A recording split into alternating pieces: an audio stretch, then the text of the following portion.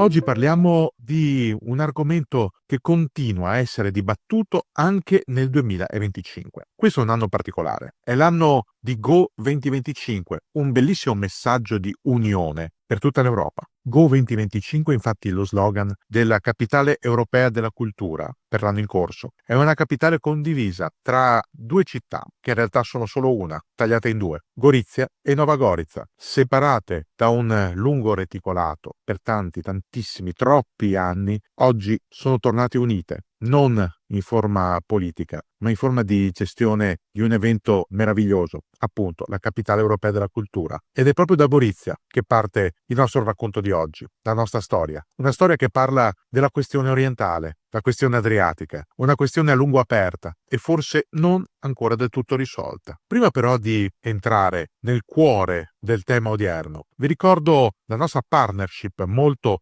importante con NordVPN per la sicurezza online, una partnership che consente a chi decide di usufruire del servizio di ottenere uno sconto pari a 4 mesi sui piani biennali e soprattutto di ottenere l'assoluta sicurezza di navigazione con ogni strumento possibile, che voi usiate lo smartphone, il tablet, il PC, il computer a desktop o anche le console da gaming. Tutto ciò grazie ai servizi di NordVPN, alla sua Threat Protection Pro, ai suoi sistemi avanzati e sempre con una garanzia soddisfatti o rimborsati. Volete saperne di più? Trovate il link in descrizione al video. Ma oggi, come si diceva, si parla di un qualcosa di molto importante. La questione orientale, quella questione adriatica, un problema, perché è un problema, che nasce circa 2 secoli fa, dopo una lunga gestazione. Voi vi domanderete, ma com'è possibile che a partire dalla metà dell'Ottocento in avanti, la zona adriatica e per esteso poi anche la zona balcanica, diventino così turbolente, così difficili da gestire, diventino degli incubatori di problemi e a volte addirittura di conflitti veri e propri. Allora bisogna risalire indietro nel tempo, non troppo indietro, non arriviamo alla preistoria,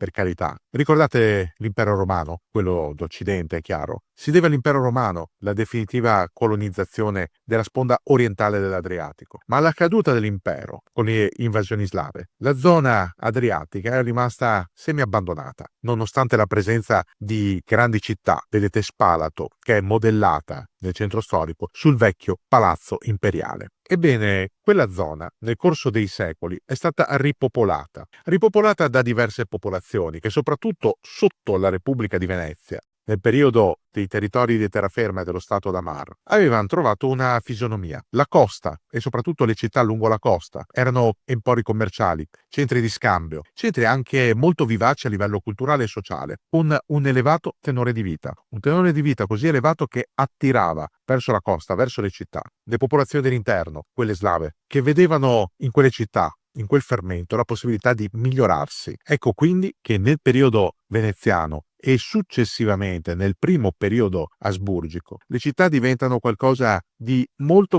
attrattivo. Le popolazioni scelgono un modello di vita e con questo anche un modello sociale, compresa la lingua volgare italiana, per elevarsi, per migliorare le proprie condizioni, per vivere meglio. Tutto questo ha valenza fino al 1848, l'anno dei moti in Europa, l'anno dell'affermazione delle identità nazionali. In Italia il 1848 è ricordato per le giornate di Milano, per la sollevazione di Venezia, per la Repubblica Romana. Gli italiani, che ancora non sono cittadini di uno Stato, ma sono un'identità nazionale, chiedono di poter avere finalmente uno Stato loro. Le istanze sono diverse, ma sostanzialmente sono sempre quelle. I moti del 48 e del 49 vengono repressi nel sangue. Il tentativo da parte di Casa Savoia di unificare la nazione o comunque di scacciare gli austro-ungarici che avevano approfittato del crollo della Repubblica Veneziana per insediarsi in Alta Italia fallisce. Ma da quel momento in avanti, dall'altra parte dell'Adriatico, sulla sponda orientale, nasce un diverso fenomeno, quello che diventerà noto come il fenomeno irredentista. Si chiede cioè all'Italia, che diventa tale nel 1861 con l'unità e la proclamazione del Regno, di portare a redenzione le terre rimaste sotto il dominio straniero. Tra queste anche l'Istria e la Dalmazia. L'Istria soprattutto a livello geografico ha delle attinenze con l'Italia. I confini geografici sono quelli effettivamente di pertinenza italiana, almeno escludendo la città di Fiume che si trova al di là dello spartiacque. Tutto ciò incappa in Due questioni. La prima, il rifiuto ovvio da parte dell'Imperial Regio Governo austriaco, che non ne vuole sapere di cedere territori. Dall'altra, il nascere di un altro nazionalismo, il nazionalismo slavo, nazionalismo degli sloveni e dei croati soprattutto, che chiedono a loro volta autonomia, lo stesso tipo di autonomia che avevano ottenuto gli ungheresi con la separazione delle due corone, con il riconoscimento del focolaio nazionale, con la dignità del Parlamento. Ma se nei confronti dell'Ungheria il governo viennese si era dovuto mostrare disponibile, con tutto il resto dei sudditi non ha nessuna intenzione di piegarsi. Anzi, elabora un principio che potremmo chiamarlo in maniera abbastanza antecedente ai fatti della strategia della tensione, per cui cerca di mettere l'uno contro l'altro, non gli opposti estremismi, ma gli opposti nazionalismi. Ai nazionalisti croati viene infatti detto che sì, è vero, avrebbero diritto, sì, gli austriaci sarebbero anche disponibili, però tutto ciò non è possibile a causa delle rivendicazioni italiane. Si soffia sull'odio, un odio che contrappone croati, ma anche sloveni e italiani. Un odio che si sviluppa nei decenni e che vede spaccarsi in due la popolazione delle zone istriane e dalmate. Un'esasperazione che vive ancora di più con la Prima Guerra Mondiale, la Grande Guerra, e gli anni immediatamente successivi. Se infatti non mancano gli esempi di irredentisti italiani, pensiamo a Nazario Sauro, che si arruolano con le forze armate italiane per combattere contro l'Austria-Ungheria, va anche detto che la fine della Grande Guerra porta all'effimero stato slavo dei serbi, dei croati e degli sloveni, che viene spazzato via perché è sostanzialmente un tentativo dell'Austria di creare uno stato fantoccio da controllare in maniera remota. Ma al suo posto si afferma il regno di Jugoslavia, dominato dalla dinastia serba dei Karađorđević, un regno all'interno del quale trovano ospitalità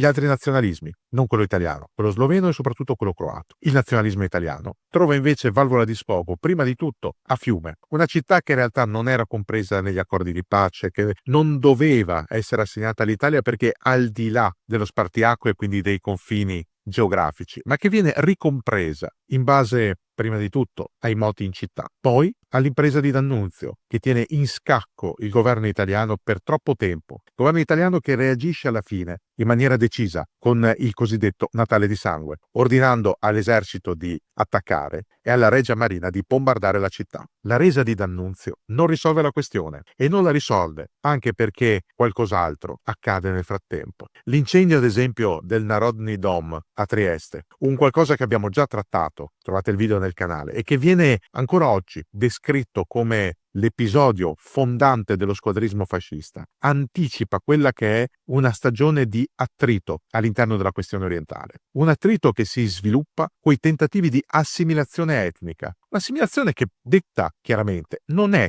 una peculiarità esclusiva degli italiani, accade anche da altre parti. Pensate al fatto che, ad esempio, in Polonia, nella Polonia orientale, la Polonia che risorge alle proprie ceneri dopo la Grande Guerra, anche la popolazione ucraina viene discriminata e in parte assimilata. Oppure quello che avviene nel regno di Jugoslavia, dove alcune minoranze, quella tedesca, quella ungherese, la stessa minoranza italiana, vengono forzate ad assimilarsi. Quello che distingue l'assimilizzazione italiana, meglio nota come italianizzazione, è la sua forma violenta e drastica. Vi faccio dei semplici esempi. La riforma scolastica gentile, entrata in vigore il 1 ottobre del 1923, abolisce l'insegnamento nelle scuole a nord della lingua tedesca e a est dello sloveno e del croato. Abolisce in che senso? Vengono revocate tutte le ore di insegnamento delle lingue e gli insegnanti sono costretti o a insegnare italiano oppure licenziamento. Questo perché occorre creare una popolazione completamente italofona, sradicando quelli che sono i principi stessi della cultura e della società slava. Ma non è l'unico esempio quello della riforma gentile. C'è l'italianizzazione forzata della toponomastica,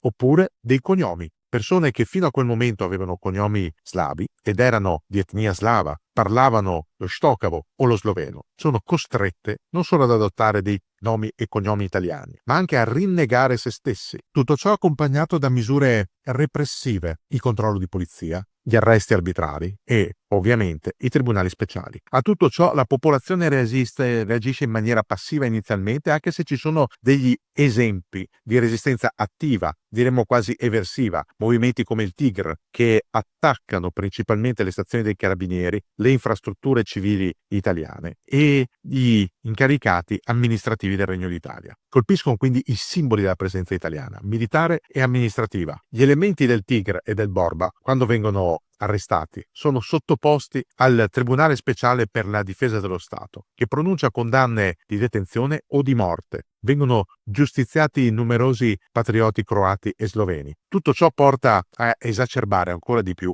la situazione del confine orientale, una situazione che esplode col secondo conflitto mondiale. L'aggressione alla Jugoslavia, qualcosa che abbiamo già visto all'interno del nostro canale, nel 1941 porta alla creazione della cosiddetta provincia di Lubiana, che ha vita breve, ma ancora di più all'occupazione di intere zone jugoslave, zone in cui si procede ancora di più all'italianizzazione forzata, al controllo della società e, aspetto da non sottovalutare, all'istituzione di strumenti repressivi, tra cui i campi di concentramento. L'esercito italiano gestisce infatti dei campi sull'isola di Arbe, poco fuori Udine, nella zona del cimitero, e a Monigo di Treviso, campi in cui vengono rinchiusi i civili che si oppongono all'italianizzazione forzata delle terre, campi in cui si muore di malattia, si muore di denutrizione, si muore di percosse, si muore per pubbliche esecuzioni. Tutto ciò fomenta l'odio anti-italiano, un odio che si riversa dopo l'8 settembre del 1943, inizialmente solo o principalmente sul componente fascista,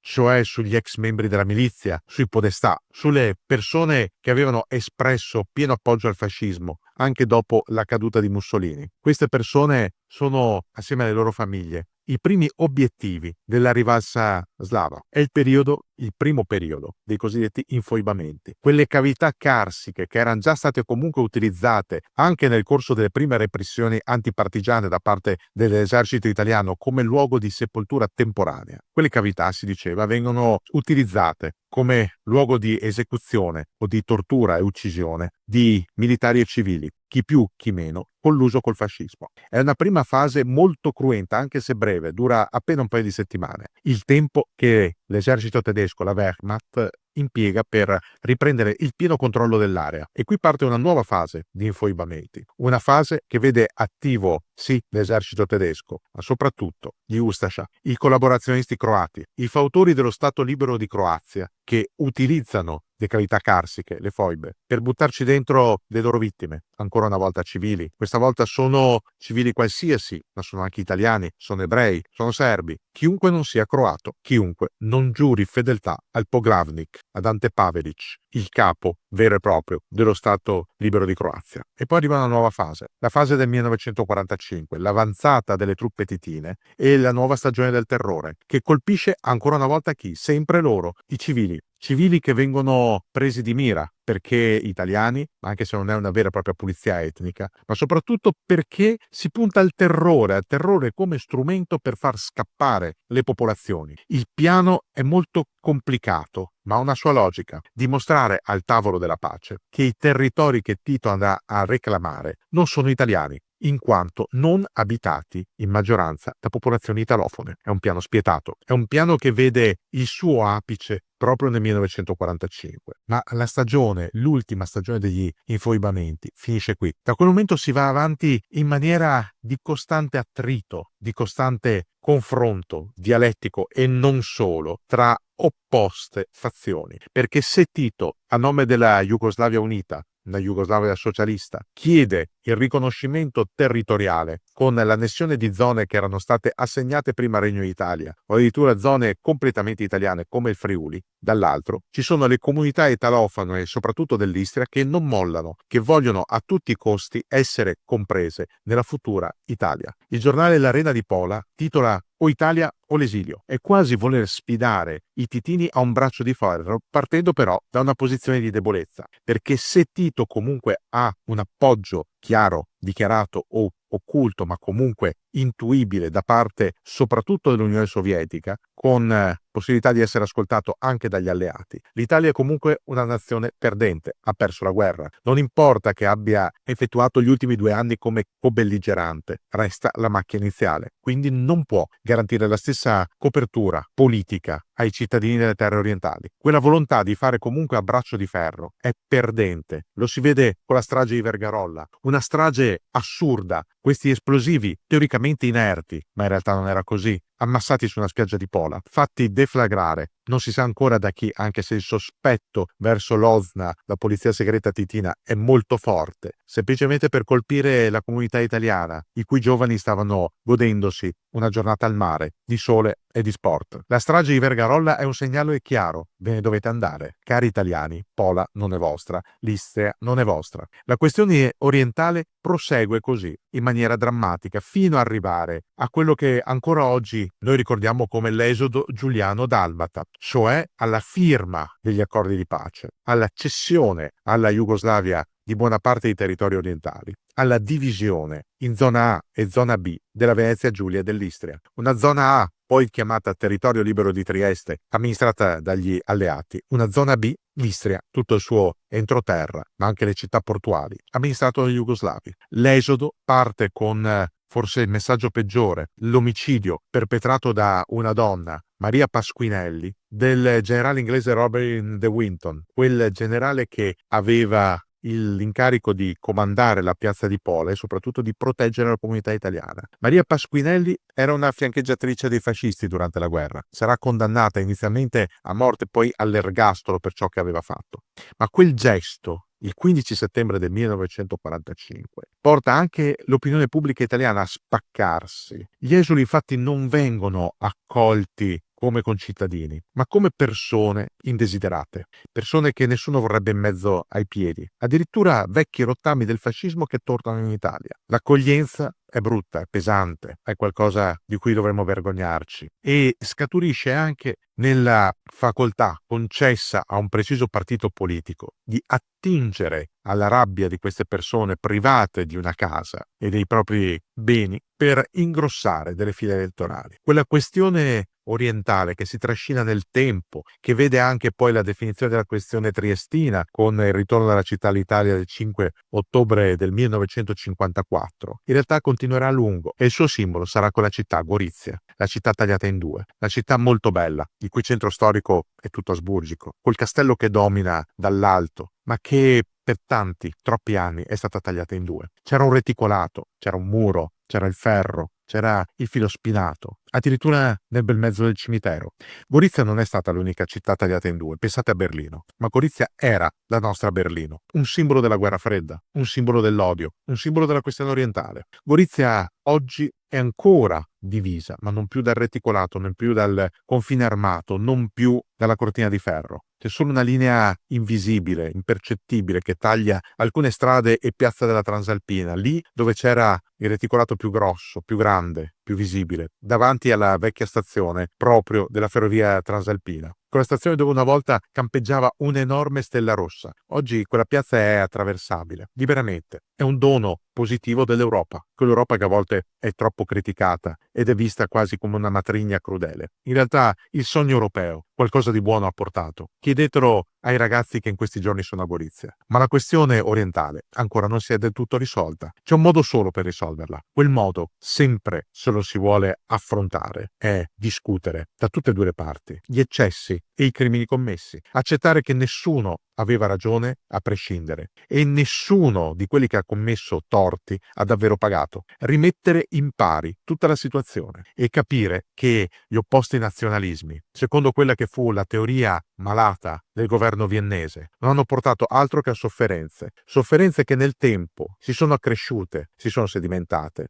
hanno generato nuove piante e hanno dato frutti malati. Andate a Gorizia in questo 2025, guardate che cos'è Go 2025, attraversate l'Isonzo, vedete sui due lati della città e anche nei paesini vicini, da una parte e dall'altra, la parte italiana, la parte slovena, cos'è davvero il confine orientale. Ascoltate le voci dei goriziani, degli isontini, andate verso sud, Sentite i Bisiacchi, spostatevi a Trieste, andate nel Carso e poi andate in Istria. Scoprirete che quelle terre, che fossero o non fossero da redimere, che fossero italiane o croate, non ha nessuna importanza. Sono semplicemente terre di storia. Una storia che purtroppo non è stata scritta col pennino, è una storia scritta col sangue. È il sangue degli innocenti, delle persone che nulla c'entravano e che hanno pagato i conti accumulati da altri, senza nemmeno sapere tante volte di cosa si stava trattando. Abbiamo una responsabilità, noi cittadini, verso la questione orientale. È una responsabilità storica e morale. Morale perché non possiamo continuare a trasmettere alle nuove generazioni l'odio, il sospetto, la cultura della negatività, la cultura del conflitto. Storica, perché non si può ripetere ciò che è già avvenuto. E in questo devo citare Karl Marx. È vero che purtroppo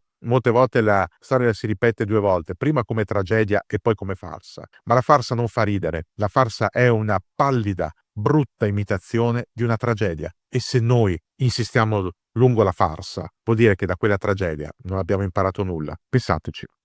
Avete già scoperto la nostra esclusiva newsletter? No? Non sapete cosa vi state perdendo? Ogni mese nella casella email di chi richiede il servizio, che lo ricordiamo è gratuito, arriva infatti un nutrito testo che presenta i nostri editoriali, i nostri migliori racconti, i nostri consigli di lettura, di visione di film o di serie televisive. C'è anche una bellissima timeline mensile che ripercorre il mese lungo gli aspetti storici contemporanei più importanti e molto molto altro ancora. Come dicevamo, è un servizio esclusivo ma gratuito, non si paga nulla, è sufficiente registrarsi dove? All'interno del nostro sito Dentro la Storia. Quindi andate a vedere questo nuovo servizio e magari lasciateci un feedback.